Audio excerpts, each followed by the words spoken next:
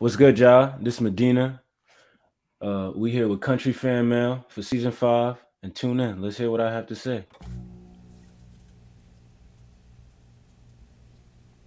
Yo, what's going on, everybody? It's your boy Kountry Country Family Podcast. As you already heard, I'm here with the boy Medina coming out of New Yo, York. What's yo, going on with you? yo. I'm chilling, bro. You feel me? Just finished working on this new project, and Sir. got a few other things in the works that I'm collaborating with, getting my team right, and we're really trying to break down this visionary idea that I got going because I see myself as more of the creative director of where my group is at and my collective and where we moving with our placement in Already.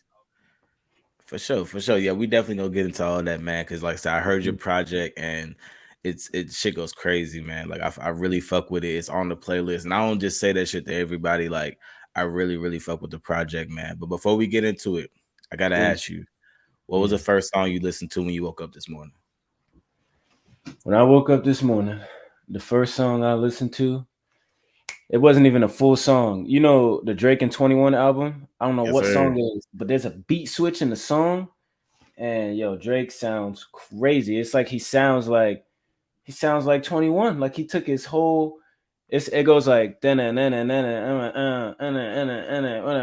beat is crazy. And I feel like Oh, yeah. I think that's is that it's not time in silence or hours in silence, but because I mean, I to add on what you're saying, that whole that tape, man, that album, yeah, they did what they needed to do, man. I wasn't super excited for it. Honestly, I was like Drake and 21, this should be interesting, but man, I ain't gonna lie, I fuck with this one more than the Drake and Future tape, to be honest. facts. Most of the older cats that I have around me in my life, they actually like this tape. They was like, "Damn, Drake got a fan back." I'm like, "Well, shit, he did what he needed to do then, right?" Oh yeah, he was talking the shit. He definitely talking the shit. That exchange, man, it was definitely fire. It was refreshing to hear for sure. But yeah, man, and for y'all that don't know, I usually do my podcast at night, so this is actually a rare occurrence that I get to ask somebody what they listen to in the morning, and they be able to remember this fast. Because usually I talk to cats at night, they be like, "Oh shit, man, I don't listen to everything at this point." But yeah, man, we getting back to y'all with the same breath in the morning medicine as we used to. But so kind of go ahead and diving right into everything, man. So I was doing a little research on you, kind of, saying digging some shit up, saying not nothing crazy or whatever. But so just kind Yeah. of tell me about yourself, man. You from New York? Yeah, so I was born in New York, born in the Bronx. That's where my mom and my pops is from. And then when I was like 3, 4 years old, my mom had moved to Florida. So that's where most of my adolescence was, where I grew up. For And sure. then 14, 15, I had moved back with my pops to New York, graduated high school there. Flash forward, that's where we at now. Currently living upstate New York after finishing school and shit. So For sure. Okay. So kind of moving a little bit around and shit. That seems like a really big culture shift or a yeah, culture shock bro. type situation. I'm not gonna lie to you. You can take this how you want to take it, but my first day in New York City, niggas got robbed for their phone walking to school. I was lost. I was just walking to school. I'm minding my business in my little school uniform.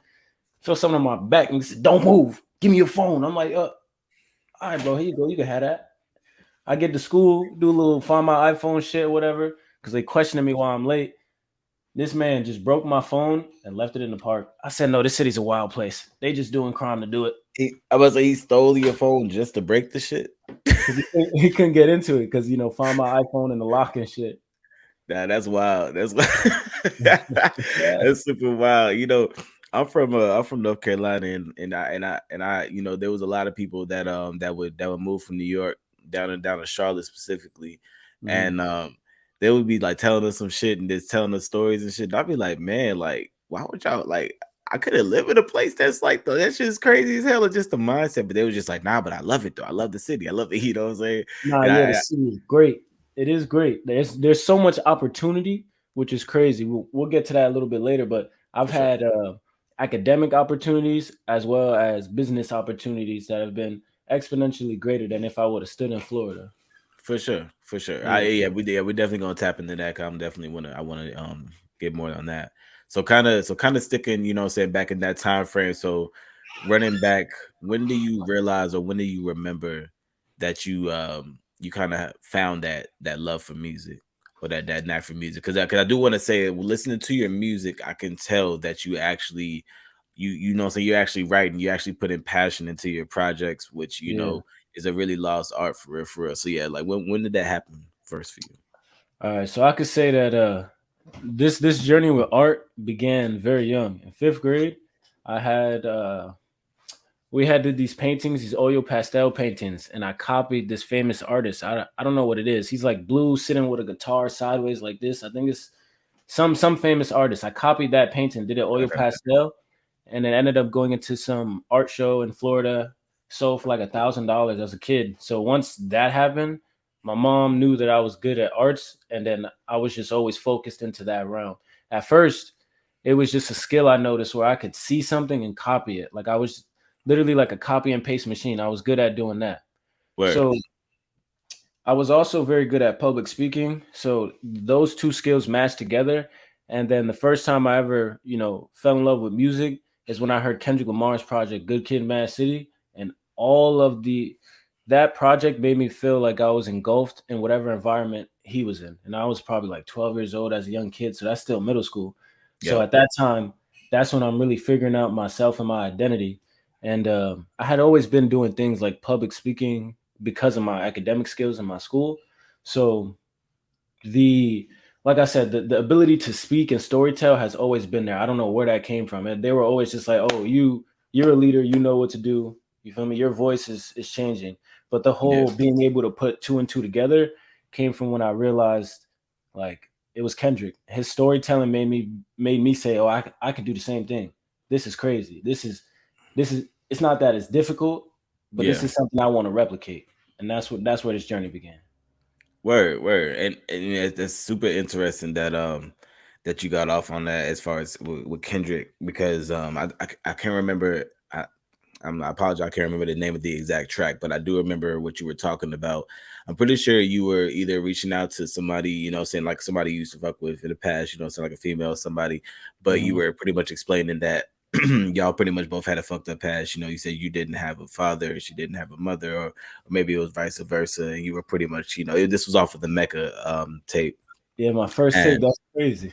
yeah, I was bumping it, man. I fuck with it, and the one thing that I liked a lot about it was you got so straight to the point at the very beginning. Like it was almost like a shock to the system. It was like, don't ask me about my dad, or I slapped the shit out of you. I was whoa, like you know what I'm saying? It kind of like really got it like that gut punch to the point. And that's what I feel like artists like Kendrick really did, especially with his last album. Like really just gut punch to the throat, like everything that you need to hear, even though you didn't realize you needed to hear it. So it's Yeah. just kind of crazy to hear like you was kind of on that same frequency back in 2018. Yeah, So it's that project was a direct reaction to the environment that was around me in my life and everything I was going through. We'll get into the specifics of how my raising was a little bit later in my life, but my parents weren't really there, but they were there. So it was more of a like I mean, honestly, I'm trying to we can become get my in, own. we can get into Say it now again? if you want. I said we can go Yeah, ahead and yeah, get yeah. it. Oh yeah. All right. So, like I said, I had moved to New York when I was about 15, 14, around that age.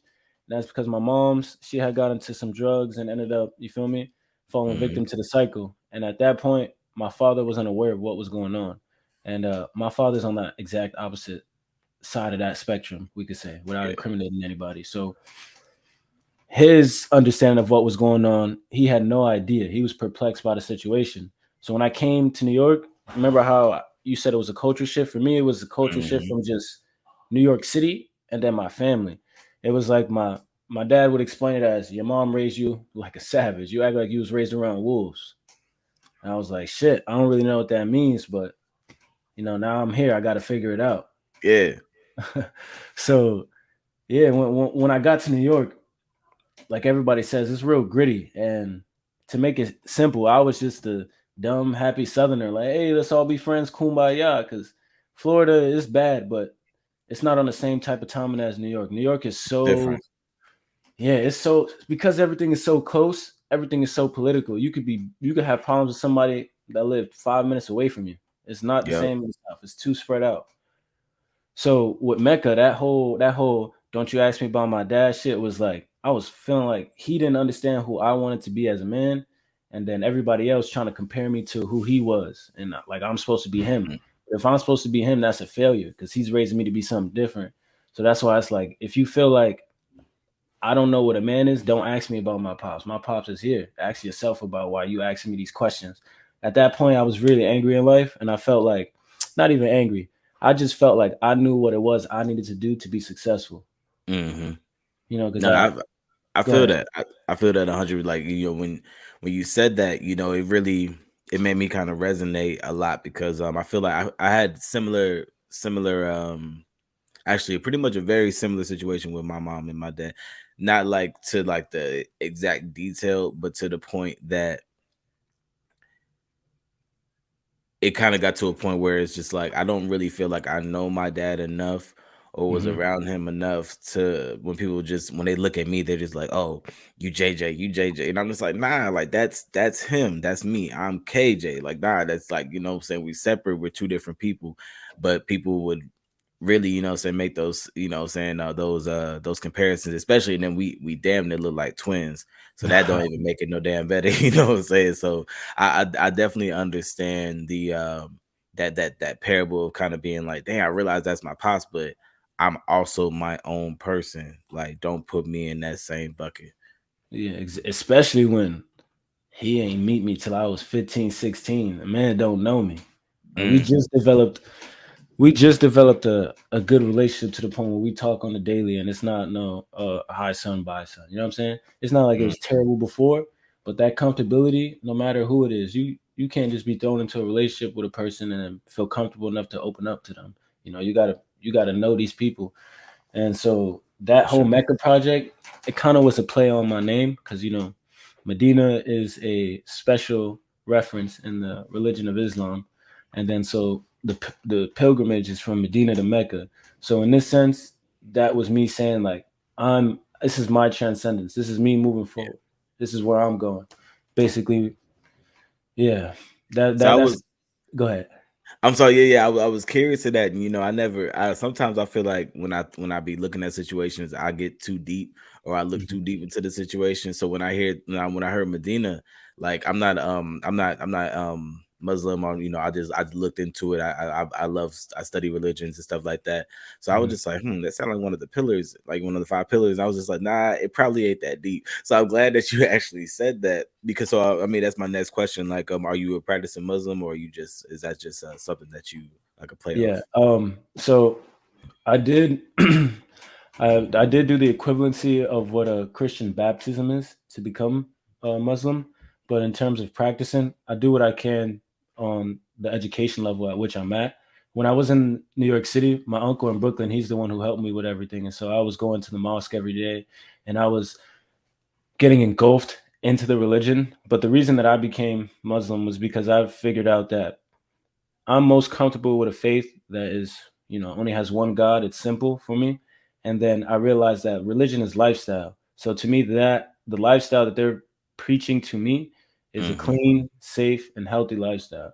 And in the essence of what I actually seen my uncle and how he lives, that's what I wanted to replicate. He has a regular 9 to 5 job.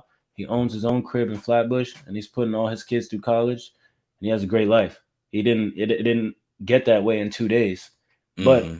if I'm diligent enough to follow the rules of the practice and stay true to my faith, then I understand that I'll be successful.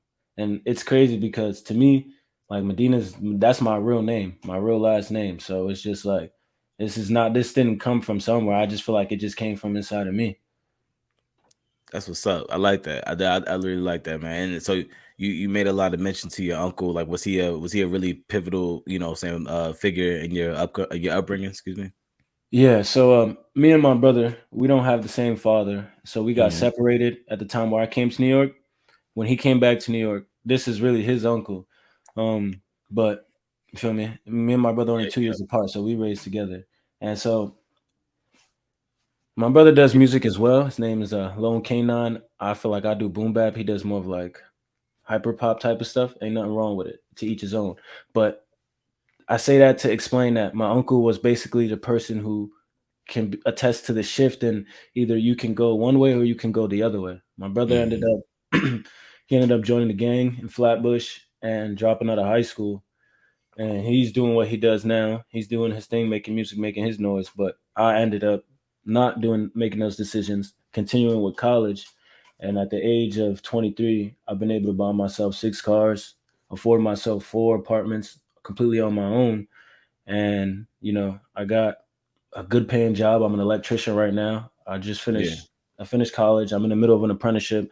And even though I'm trying to make my strides and gains with this music and everything else that is involved in entertainment, I understand that you need a way to fund yourself and have a fundamental backing as to what it is you really want to do in your life. And he Yeah. was the person who taught me that. And with the principles in Islam, I was able to stay focused and not be tempted by the vices of the city. That's a big one. That's a big one. I think that's one of the things that in any culture, regardless of what city, whether it is Charlotte, North Carolina, Bronx, New York, or some small ass town in Missouri, if they have a hood, they got some people, they got some black people in the hood, they're gonna be dealing with some type of similar struggle to trying to make it out of that environment physically and also mentally, and being real close to people who unfortunately go that other way. You know what I'm saying? It's just kind of it's just a fact of kind of what we go through. And Yeah. there was a point I was trying to land on. Oh yeah, so yeah, that was something that I'm glad that you segued into, as far as you going to school. And I think it was I'm not gonna say the name, saying to saying to say it in the press, but it was like a pyrotechnic institute at some point, correct? Yeah. um yeah, you was so yeah, so being that because I think this is a really good part to kind of segue into before we go to something just a little bit more fun.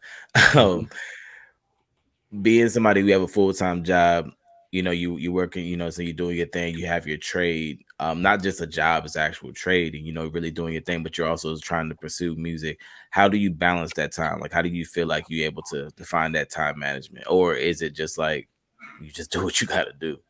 All right. So I could tell you that some people that's about to y'all come in the camera. Some people that's about to come in here now is my fraternity brothers. I'm in their house right now. So I learned time management and through my experience joining fraternities, joining my fraternity. I'm not telling anybody else to make that decision. You do that on your own. But my brothers taught me how to be successful and how to manage my time in the sense where the president of my chapter also went to my high school. He was the uh, varsity captain, and I played Mm, varsity when I went there. So when I moved up here, he taught me how to manage going to school and working at the same time. And basically, that same principle is what I do with music. I use music at school, and work is still the same thing. I work 4 10s at my job, so I'm working six yeah. thirty to 5, 6:30 some days, but usually Friday, Saturday, Sunday, I'm good. So my Friday, Saturday, Sundays is when I put in on my work, and I'm very, I don't know what the word is, but I could put out like 10 songs in a studio session, not even because it's rushed, but it's because I've already been thinking about so much of what I want to say and You just how knock I that shit gotta say out. it. Yeah. So even now I got probably like 300 songs I'm still working on rolling out and figuring out. For sure, for sure. So that kind of this is actually a good segue into my next question, or the next segment, kind of going into something more fun. Like, when you look at the artists that so you've been fucking with, as far as like your come up, or the people Mhm. around you, or even saying big artists in the game, like, who would you say has been the most influential on how you make your music and how and your sound of music? Um I guess I have to get this one to the home team. My bro Leaky XIV on all platforms. LEEKY XIV. He's my fraternity brother, and he's the one who really put the battery in my back to get started, and taught me how to use an interface, how to use a mic, what speakers to use. Taught me the technicality behind things. Mm, And then one of my best friends, Naomi, you can find her on Instagram at Nay Cabri or Mixed by Naomi. She went to school for audio engineering at I think it's AIE or something like that in New York City. And when we okay. were in college, we were just watching YouTube videos of Pro Tools, Logic, how to do this, how to do that. So this the whole of how music actually, how I learned how to do it, just came from a fascination of I want to be a musician. and it came Hmm. from one of my bros that was already doing music here locally, and that is still an ongoing process. So like even now, I got a YouTube channel where I'm just giving the fans an insight onto my life, and I'm about to drop two videos about how to make a rough mix of your song, and that came about because I was collaborating with another fraternity brother, and we were trying to figure out how to get a certain sound. I called Naomi; she showed me what to do. The thing Hmm. is, like I said, I know how to copy and paste, right? So for me, I see the functions and the tools on the doll, and I know what to do with them, but I don't know why. I don't know really what they're doing. So once we called her, we got that explanation done, and now Yeah. it's like it's clicking in my head. So I'm every day I'm learning from everybody around me. But yeah. That's smooth. I really fuck with that. I have a lot of relation to that right now. I'm in school right now actually for audio production at Full Sail. So I'm Hmm. literally learning all that stuff, bouncing back between Pro Tools and Logic, and saying, like I said, learning how to use the interfaces and mics and all that shit like that. When I first started podcasting, I was doing this shit off my phone. I had a little mic that plugged into the bottom of my phone, and I thought I was doing big shit. Then I got me a USB mic, and I was like, oh, I'm legit. I didn't even know about the whole, the whole setup and shit. And I was just like, what the fuck is a DAW? Like, I was just like, what does that even mean? Like electronic synthesizers, what I'm saying? Like all this shit. It 100%. was it was beyond me. Huh? I said 100%. I understand exactly what you're saying. A lot of this shit could be, excuse my language. A lot of this stuff could be No, no, no. confusing Go because ahead. we aren't really educated on this. At least in Yeah, my yeah. opinion. We didn't get it like that. I feel like the generation right before us was very much so self-taught as far as like, saying how they did it is, there was like that was kind of like the my mind said the Jay Dilla era Hmm. where that was like, I mean, don't get me wrong, it's amazing, but they were self-taught. They were really just kind of, really put that shit down versus, there's so many different ways to do shit now. The technology keeps on moving and moving. But I like how you made a lot of emphasis on your team, your collective. And I definitely don't want to let this go by without you, saying really shouting them out and giving heavy support to the team. So yeah, tell me about the collective and saying the people around you and saying what they do for you. Yeah, so I started this collective called the Stu Corp. You can find us on social media, pretty much on all platforms at that name, STU. Uh, right now, we got about four artists. We got we got Waj, we got Cerebral, we got me, Medina, we got CTG, and then we got Naomi is our producer, but she's also an artist. And then Word. the last one we have is my bro Mac. His name's Todd, but he goes by Mac. He's from Rochester. CTG, she's from the city. I'm from the city. We both from the Bronx. Naomi's from Brooklyn, and Cerebral, he's from Brooklyn as well. So we got a different range of artists. We got singers, R&B. We got CTG. To me, she's more of like a ex ski mask raunchy type of rap style. She's the unapologetic nerd that people didn't really like, but now I'm here. So what you gonna do about it? I fuck Um, with that. yeah. Then really we all met in college at going to school and wanted to be musicians and putting our minds and our creativity together. And we aren't all on the same trajectory, but we are all on the same path and have the same end goal. So everything we do, every time we learn something, we teach each other. We teach each other how to excel and how to move forward in that sense. My bro Leaky, he isn't a part of the collective, but in a sense, he's kind of like somebody who was there but who wasn't there. He was the one who was like, "Oh, I like what y'all doing. Let me Yeah. introduce you guys to everyone else around this city who's doing music." We got a few other people that do stuff around here. Like there's this one platform called The Loft. There's another platform called Eat Local. There's a few different people who are some people doing food reviews, some people interviewing all the local talent, some people like Nomadic Voices helping to curate open mics and bring events together for people. So like Mm. the Nomadic Voices, this is a kid named Tabo. I did an open mic for him through the support of my bros here, who were helping me to break out my shell in terms of performing and knowing what to do. Yeah. Um, and so he saw me do that, and now he's helping me to get a performance at the Pratt Institute Munson Williams Museum here in our town, which is a really big museum. So I'm gonna be performing one of the songs from Life Full of L's there in a more poetic expression. But just from being collaborating with my team and expressing to them like, yo, I need to figure out how to really get my voice out there. Everybody says that what I'm saying is my voice, right? That's why y'all Yeah. telling me I'm doing this. And me not being educated enough or knowing what to do, I talk to them, and now them just helping me practice led me to an opportunity for people to see my talent. So that's kind of how this whole Mm. collective thing works for me. It's not about, oh, I need what you need, but if you could help me, we'll all help each other. Yeah, it's all about you gotta put out to get to pull back. You know what I'm saying? It's like if you're not pouring out anything, then you can't be expecting anything to be poured back into you. And I feel like, Exactly. you know what I'm saying, the best collectives are always gonna be the ones that not yeah, you're right. Like as far as like not everybody being on the same path or being on the same wave. Because for one, listening to 6 or 7 niggas that all sound the same is boring anyways. So it's like if everybody's doing the same shit, it doesn't matter. I mean, like like that's not gonna be a thing. So it's like for y'all to all be on different ways and be doing new and different doing different shit. I feel like those are the ones that really end up, you know what I'm saying, standing the test of time, you know what I'm saying, really actually, you know what I'm saying, sticking together because, you know, so y'all actually all building, which is hella dope, you know what I'm saying. Shout out to y'all. You know what Thank I'm saying? You know, definitely, you know what I'm saying, much more success to y'all and everybody and all the artists, all the camp, all the producers, everything. Much success to y'all. you. Um, but definitely so leaning into this project, Life Full of L's. You know, it's funny because I love when I have when artists when they just put out like, you know, the you know, it's in that what do you want to call it, like an acronym, or they Yeah. just kind of make people guess what that means. I was just like, this stand for like live fucking life or live fuck love. I don't know. You know what I'm saying? I was just like, I don't know what the fuck Yeah. it should be, but I was just like, I bet. So I got into it. Yeah. And one thing that I realized is that the tracks, even though maybe not extremely dynamically different, all Mhm. kind of point at three different parts of a subject.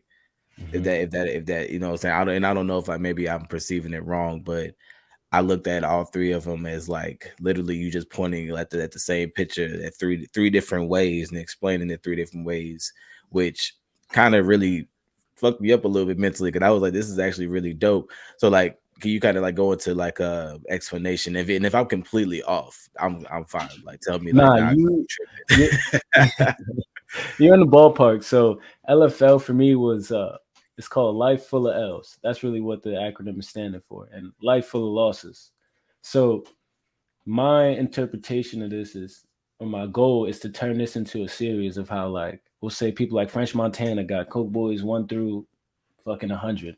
Yeah, But yeah, so I want this to be a live documentation of things in my life that I thought would be a negative, but I turned them into a W.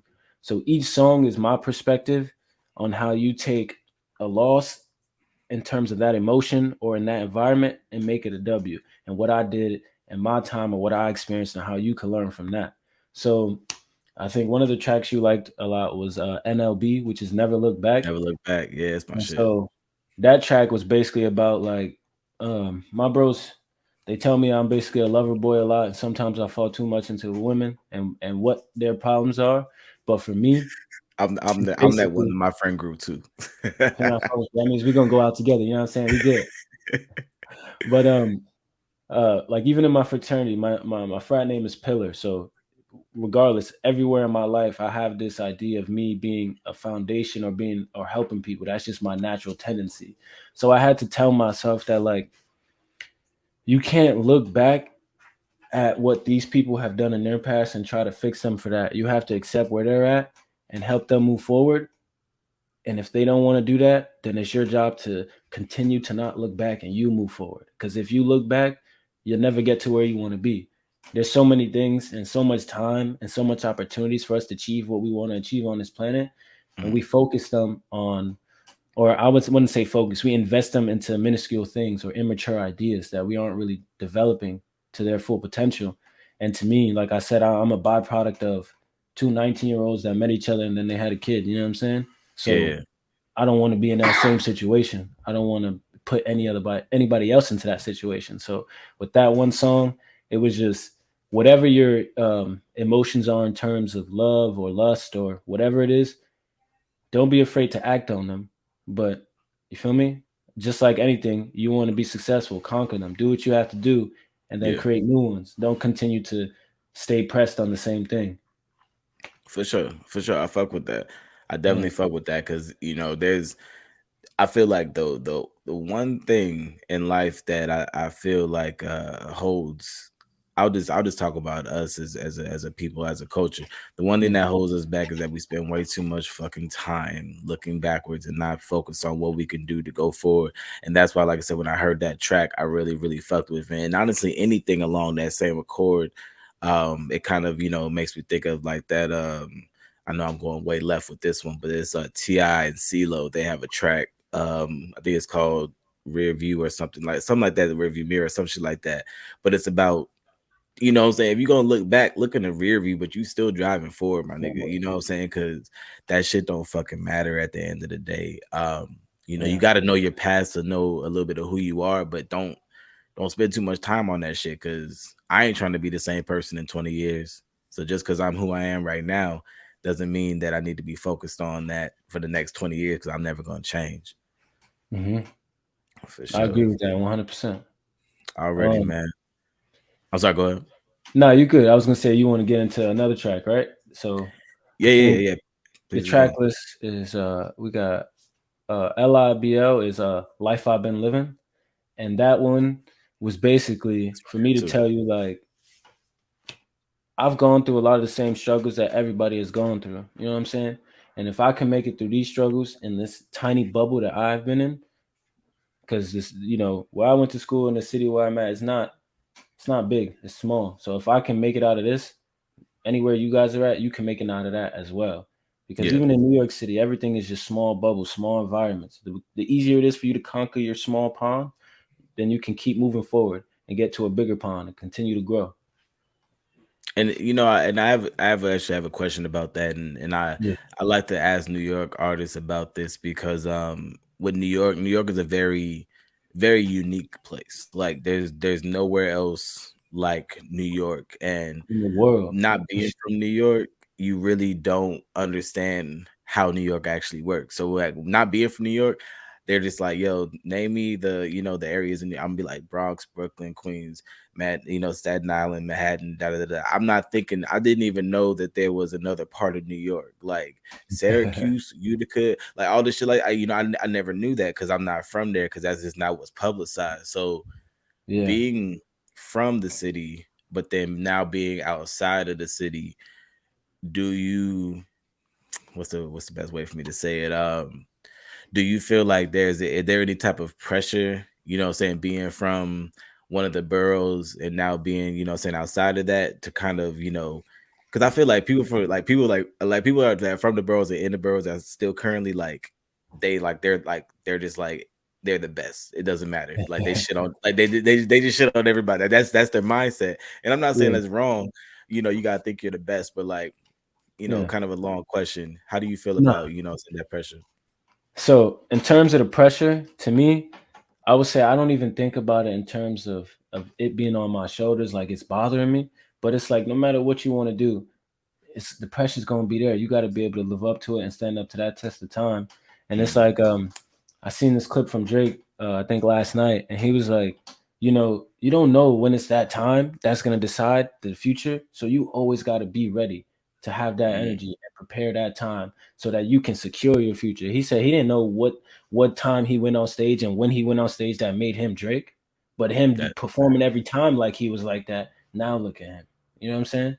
So that's the energy that I carry into everything I do. But there's definitely a difference in the effort that people put when they're from New York City and when they're from the surrounding areas. I would say there's a big misunderstanding that people from the city and people from outside the city can't have the same drive or be as good yeah, as that. But like somebody from, we'll say somewhere that's close to New York City, like Newburgh versus being from the Bronx, it's two completely different things. Because that's where my bro Leaky's from, and he yeah, does not act the same way as people from the city does. But he's not no Sherm. He's not no, you feel me? He's not a Herb. You yeah, can't just walk all over him. But it's just to say that everywhere in New York is like its own little mini borough in a sense. Because you probably never heard of Newburgh, but if you look up the crime rate, top 10 worst cities in the United States. yeah. Yeah, it's it's crazy. It's crazy how that shit works, and I feel like as long as you keep it respectful, even if you haven't even heard of the place, you know what I'm saying? People would just be like, well, I ain't never heard of it. It's like, nah, chill out, chill on that. Cause every place is different. You ain't gonna just pull up there, you know what I'm saying? So it's just like people gotta just, you know what I'm saying, respect everybody or every place that everybody's from and I, you know what I'm saying, like I said, not having that mindset, but then being expanded to do so, you know what I'm saying, hearing about cats like you, cats of Mhm. your collective, shout out to PB Mogul, shout out to my boy Spartan, shout out to Right. Conselda, like you know what I'm saying? Like there's a whole big thing coming from places that is just like I didn't know what Buffalo, New York was. You know what I'm saying? I had no idea that there was a thing, and I was just like, oh shit, like that's a whole thing. You know what I'm saying? The But one thing I could say about the difference, at least from the city and upstate, is that upstate is definitely each area has a select sound. I don't know how to explain it, but whenever you have your own time, do your own little research into it. Just the music, yeah. like look at the difference in music from Buffalo and music from Rochester. And those places are only 2-3 hours away from each other. Two Mm, completely different sounds. And then, somebody like Tuzi or Post Malone, they're from Syracuse. So that's the more melodic sounding coming out of there right now. Albany, um, Albany, they're on some melodic rap, but more like similar to how the Migos and Richard Kid and Famous Dex and all of them was doing it when they first came out, but it's okay. still on some trap hard sound. Like it's just crazy how all the different areas that we're at, the major cities, they're on these nice little waves where to me, like I said before, my energy is I'm gonna do what I gotta do to be the best in wherever I'm at. But I'm never trying to take away from somebody else. I'm always trying to collab and see how we can help each other. Cause feel me? If you sound nice and I sound nice, we only gonna Mm. sound great together. What would you consider your sound? Like what would you consider like your specific wave? um, I guess I could say that I would put myself in the storytelling category, wherever that is. I'm a storyteller. No matter what beat, what environment, what genre it is, I'm a storyteller. And I'm gonna get that out there. And I want to take you on a journey. And like I said when we first started this, is like my goal is to be like the creative director of my collective. We get a big bag. I want to be directing everybody's videos and showing them how whatever they are trying to say in their music, this is how we could tell them in the simple way. This is how we could tell them in a complicated way, and this is how we could fuck them up, and they not even know what we saying to them. But I fuck with that. that's why I consider myself just a storyteller because I'm just like just to bring it all full circle. Like the way that I learn is visual. So for me, it's Hmm. like I have to paint a picture for you. That's the way I fell in love with this. So I got For to sure. paint pictures. I like that. That's definitely bringing it full circle, man. Like, oh, man, man, you done a lot of interviews, man, because like that was actually like a perfect little place where you put the little breadcrumbs at the beginning, and you was like, yeah, I'm coming back to that shit, nigga. Nah, That was I dope. haven't. This is my first one. Oh, for sure, yeah, man, you doing great, man. Like, for sure, I would have never known. Um, Thank excuse me. But something I definitely gotta ask, you know, so as we kind of wrapping everything up, I you. have Yeah, to ask, and this is, you know, very important actually. I probably should have started with this, man, but I just like to check in and tap in with everybody and ask on a real level. You know, I feel like when you see people in passing, like, yo, what's going on, man? How you doing? "Yo, I'm straight, man. How you doing? I'm good. But on some real shit, how are you doing? Like, how are you actually doing, you know what I'm saying, right now in this headspace? so I can say right now, we'll say just with this whole 9 to 5 and working and surviving, I'm 100% good on that aspect. I achieved my goals academically, and I'm on my way to becoming a journeyman electrician. Once I do that, I could be handling jobs for the state, making 100K with my eyes closed. So that is good. That's where I'm at on that aspect. In terms of we'll say love or passion or whatever, again, a nice happy relationship. You feel me? Got my family going, and that aspect of life is being worked on right now. My mom's about to come out of jail, about to move her in. We about to focus up, buy a crib, and start building basically a campus for my family. Hell Um, yeah. I'm about to do something crazy. I'm trying to build shipping container homes for people. I'm trying to make that my bag, become a, a general contractor that you give me 500,000. You say we buy some land, we build these containers for you. Now your family has this property that you can consider a campsite if you want, but you can stay there. Be self sufficient, and now y'all can focus on what y'all got to focus on for life. I Man, know it sounds very extreme, but that's where my mind is at for that. it sounds And beautiful, bro. the last one, I guess we got mental health, we got family, and then we got real life. So my mental health wise, I'm doing good. Music for me is expression. Like I say, I got all these positive people around me that we're not all in the same lane. We got one of my bros that's GTS, not to confuse him with CTG. He's more into gospel, bringing the holiness into his music, but he's not a gospel rapper. You feel me? Not a gospel singer. So it's like we're So all you on like different Kendrick? exactly. I We fuck with that. all on different way lanes and waves that where if I'm feeling low in one spot, I got somebody I could talk to that could help lift me up. And it's not in a negative where I'm like dependent on these people, but I got a good circle around me where I don't need to go outside or go anywhere else to have the support in order to bring me back to where I need to be Medina and to be that guy. Cause it's Yeah, really like I see myself as just trying shit out and just living my life, and I got people behind me that they like, nah, bro, you really that nigga, and you have to show the world that that's who you are. I got my brothers in Florida hitting me up over Facebook, like, nah, bro, I've been listening to your last project. You got to keep going. You cannot stop. This shit is great. I listen to this shit every day.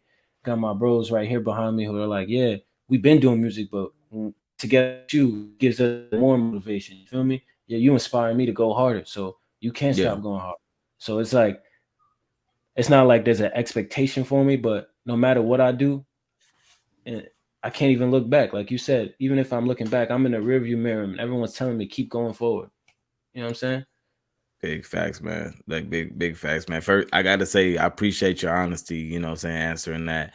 Yes, And sir. I agree. I agree with your folk 100%. Like I said, I'm not, everybody that I bring onto the show, I try my best. I'm a fan of, what I'm saying. I have to be a fan of your music to, to bring you on the show, just because I'm not gonna waste anybody's time and I'm not doing shit for clout, right?